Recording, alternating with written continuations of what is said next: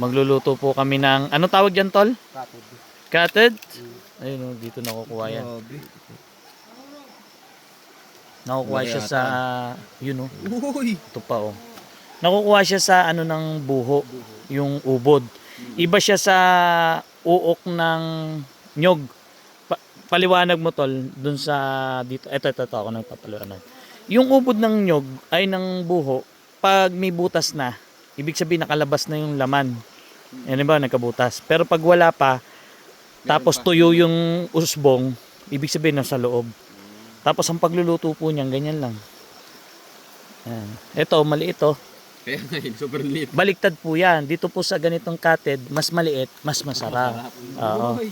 Kaya di totoo yun yung pagkat malaki, masarap. Hindi. Kinakain na yung hilaw? Uy! Kinilaw. Pwede palang kinilaw. Pero yun, titikman namin kaya sa buho lulutuin ni Utol. Yan, papasok sa buho. Kami ni Nicole kakain yan. Yes! Tapos lalagyan ng asin. First time natin makatikim yan. Oo. Yan.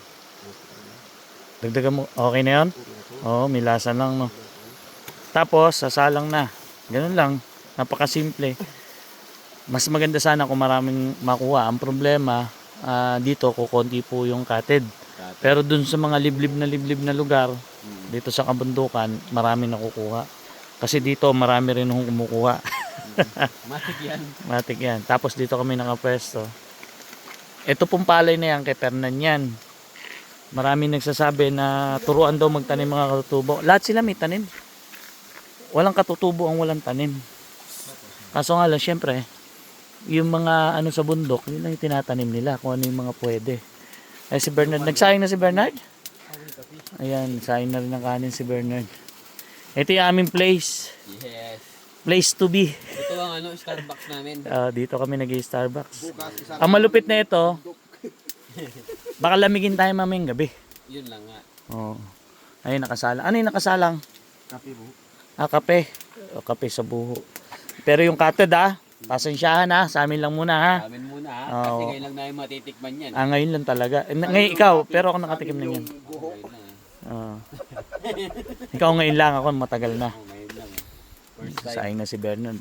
Tagal namin hindi nakapamundok. Ngayon namundok kami kasi umuulan. Naging duro lang kami ni Nicole. Diba? Kanya-kanya ng trip. Masarap din pala induro na umuulan. Oo. Kahit basang-basa ka. Parang bagay pag basang-basa ka, masarap. Oo, masarap talaga. Yun. Masarap maging duro. Kahit giniginaw na nga masarap pa din. Oo.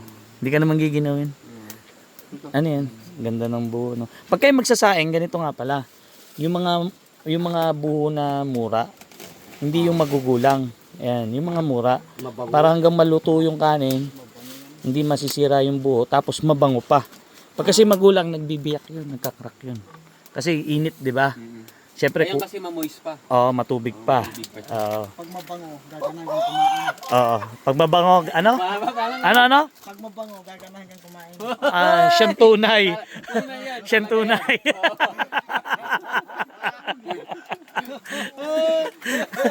Sino nga ba namang kakakain ka amoy kahapon pa. Amoy makalawa. Kaya nga. Yung ulam Oo, basta pagkain. Basta pagkain. Kakain pag maasin yun. yung sinaing Sinaing. Wala akong sinabi, basta kanin Kanin. Sasalang na ni Bernard yung ating kanin. At maya, abangan nyo yung aming masarap na Ted.